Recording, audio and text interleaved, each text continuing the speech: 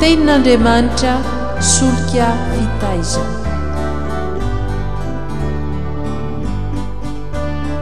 Fandaharana atolotry ny radio teny fiainana miaraka amin'ny fikambanana hira sy filazantsara.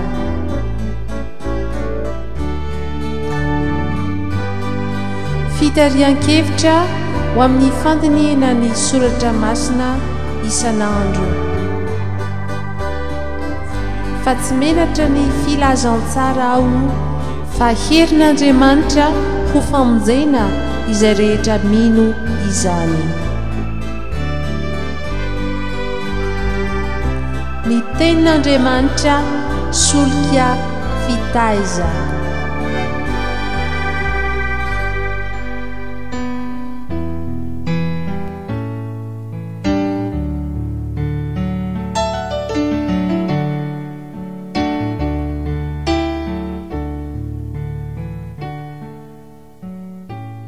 Dia faly miaraba sy mirariny fitahin'ny tompo ho amintsika rehetra izay manaraka ty fandaharana ny tenin'Andriamanitra solika vitaiza ity eto amin'ny radio teny fiainana.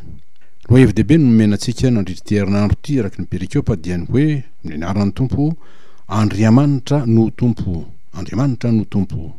Ary satria tompo izy dia manana fahefana hitsara ny zavatra rehetra araka ny zanatoa-hevitra ao amin'ny perikiopantsika ihany manao hoe amin'ity andro alarobia 4 novambra ity ny tompo mitsara ny zavatra rehetra, ny tompo mitsara ny zavatra rehetra.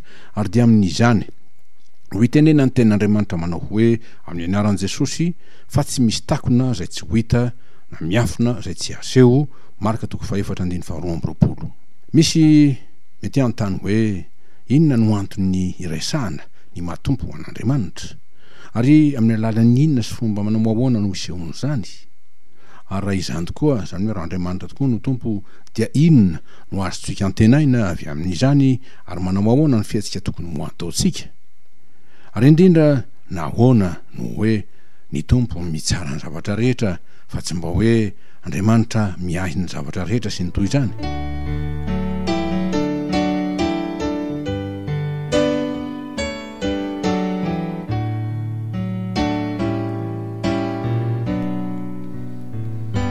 Ndeo valintsika ireo fantaniana ireo.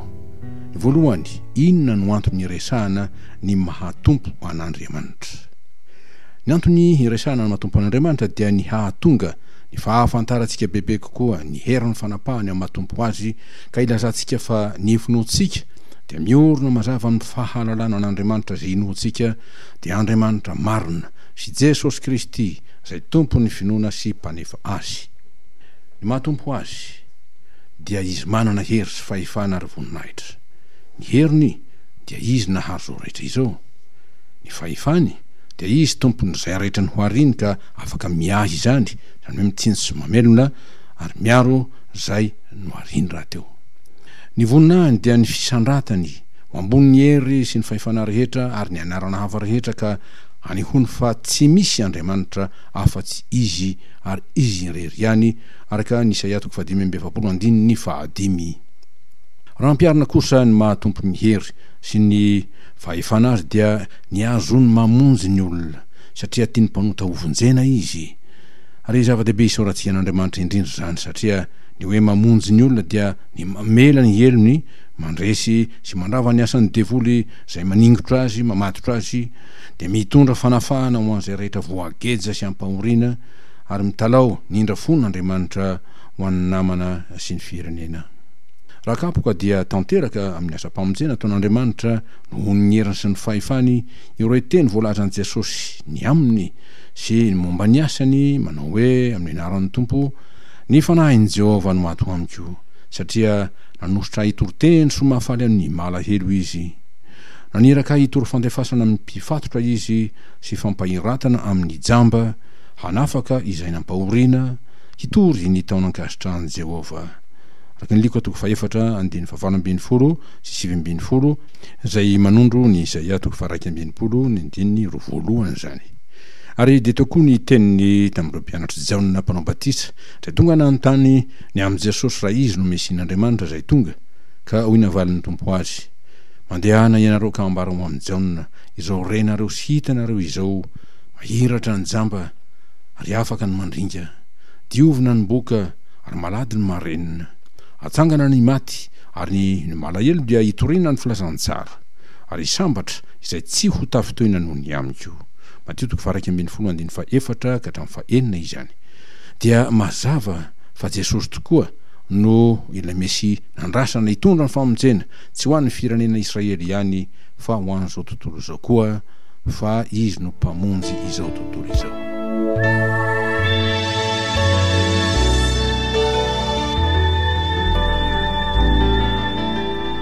Raha bangonina ny amin'ny antony resahana ny mahatompo an'Andriamanitra dia ny hinontsika azy, fa ny manana an'Andriamanitra tompo ho tompony dia manana lova sarobidy tsy misy takalony.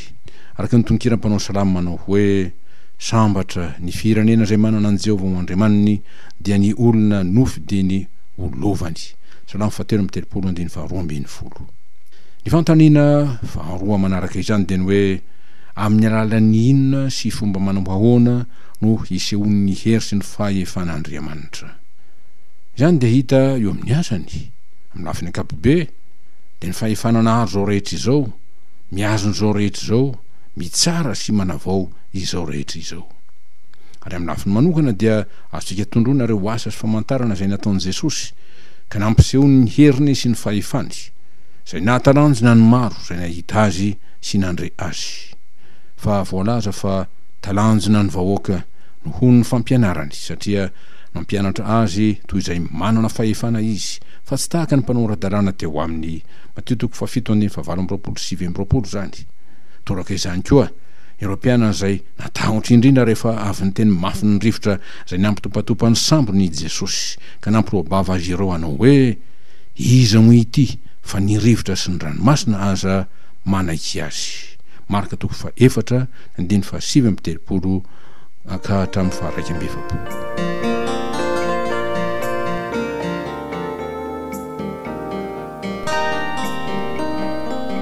Ny fantaniana fahatelo dia ny hoe raha Andriamanitra tokoa no tompo dia voalohany inona no azontsika antenana avy amin'izany? Dia valitsika avy hatrany.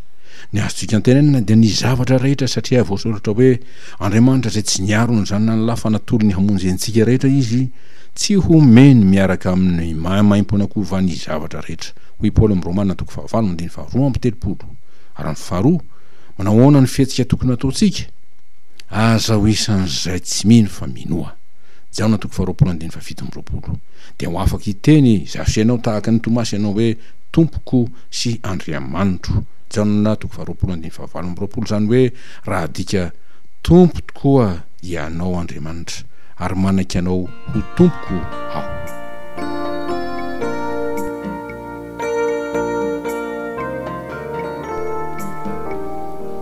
Manaraka izany fantaniana fahaefatra, inona ny fototra manorina ny mahatompo an'Andriamanitra? Ny mahatompo an'Andriamanitra dia mazava fa amin'ny alalan'ny tenin'ny soratra masina, fa velona sy mahery ny ten'Andriamanitra araka ny Hebrea 4:2-20. Fa Andriamanitra dia naharo zao rehetra zao tamin'ny alalan'ny teniny. Jaona 1:1-7. Miasa izy mamelona izao rehetra zao tamin'ny alalan'ny fofinaina izay nomeny. Genesis 2:7, Ezekiel 7:7, Jaona 1:1-4 sy ny teny hafa koa. Andriamanitra mitsaro zao rehetra zao amin'ny fahamarinany dia ny teniny fa ny teninao hoy Jesosy no fahamarinana tamin'ny rainy. Jaona 7:20-7:20 tapany faharoa.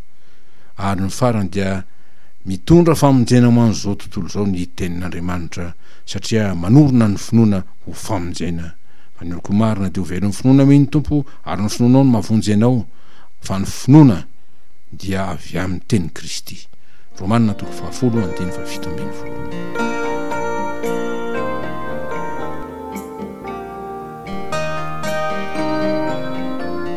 Ahoana ary ny hoe ny tompo mitsara ny zavatra rehetra? Lazaina hoe koa ny fahefana mitsara dia endriky ny mahatompo an'Andriamanitra. Ny antony fitsarana dia ny hanomezan'Andriamanitra rariny ny fahamarinany dia ny tenin'Andriamanitra, araka ny voasoratra hoe mba ho marina hianao raha miteny ary tsy hanatsiny ianao raha mitsara. salamy faraiky amby 5 tapany voalohany. Ary tsy inona ny tenin'Andriamanitra fa izay rehetra voalaza ny soratra masina araka ny teny Paoly apôstôly manao hoe fa nafiry ny teny fiasan'Andriamanitra dia ao aminy ny eny ary amin'ny alalany koa ny amenina dia ny fahatanterahana zany ho vonahitr'Andriamanitra amin'ny ataonay Paoly. Korintana faharotoko voalohany 2:20 zany. Koa ny antony fitsarana dia ho fiarovana ny finoantsika sy ho fanamarinana ny finoantsika raha ny tenin'Andriamanitra koa no iorenany.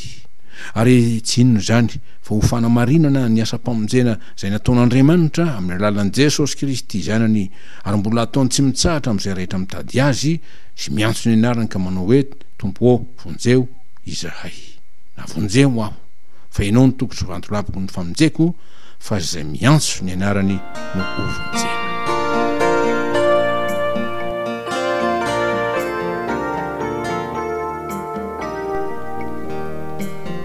Alefa izitsika izao fampantsehivana mazava-dehibe ny fahafantarantsika an'Andriamanitra ho tompo sy ny faneketsika azy ho tompontsika ho famonjenantsika.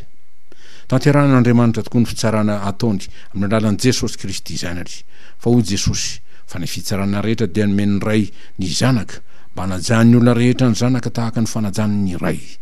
Izay tsy manaja ny zanaka dia tsy manaja ny ray izay naniraka azy. Lazaiko aminareo marina dia marina tokoa. Izay mandray ny teniko ka mino izay naniraka ahy no manana fiainana mandrakizay ka tsy hoeloina, fa tafafindra niala tamin'ny fahafatesana ho amin'ny fiainana izy. Jahona 5:22-24. Ny fitsaran'Andriamanitra dia izany no fitsarana zay asehony sy entiny amin'ny alalan'i Jesosy, tsy ny hamono hahafaty na hanameloka fa ny itsabo sy hamelona ary hanamarina, tsy andavo ny efa resy fa ny hanangana azy indray ho an'Andriamanitra. Ny faniritsika ry havana, eny vavaka karitsika eo amin'ny seza fiandrianan'i Kristy tompontsika aza raha ny tena izy manao hoe fa tsy misy takona zay tsy ho hita na miafina zay tsy aseho, dia mba tsy ho amin'ny fampitsikafona an'Andriamanitra ny ratsy zay nataontsika mampanotanytsika avy amin'ny takona zay misy zany, fa mba hamoano antsika ny firaketany ny tsy ambaratelo ny fanjakany, mba hampanakarena ny fanahintsika ao amin'Andriamanitra sy ny fanjakany, sy hanokafo ny fanahy masina ny fotsika sy ny masom-panahitsika halala bebe koa an'Andriamanitra sy ny Kristiny zay inoantsika sy tompo itsika. Tsy misy takona zay tsy ho hita na miafina zay tsy aseho, satria ny tompo no maneho ny voninahiny amintsika. Dia ho vonahitr'Andriamanitra amin'ny anaran'i Jesosy Kristy tompontsika irery anany hatramin'izao mandrakizay. Amen.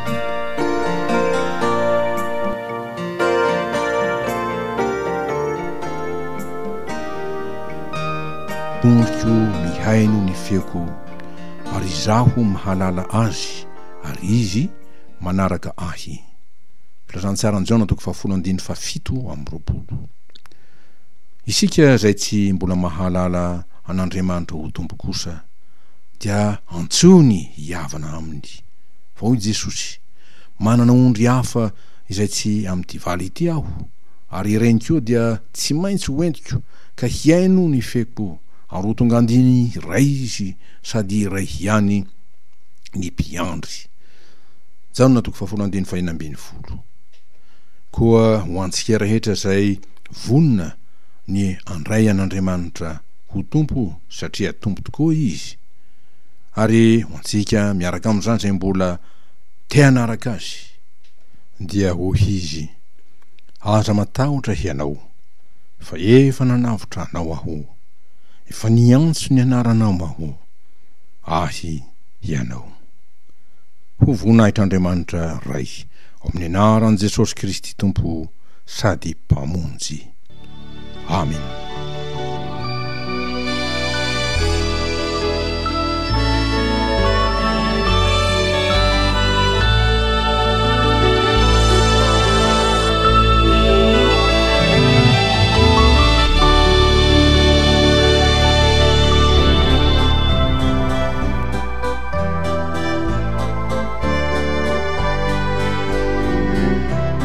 Ny tenin'Andriamanitra solika fitaizana.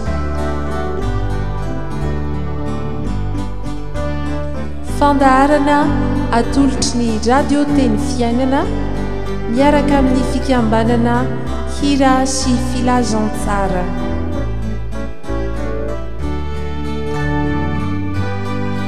Fitarian-kevitra ho amin'ny fandiniana ny soratra masina isan'andro. Fa tsy menatra ny filazantsara ao fa herin'Andriamanitra ho famonjena izay rehetra mino izany. Ny tenin'Andriamanitra solika fitaiza.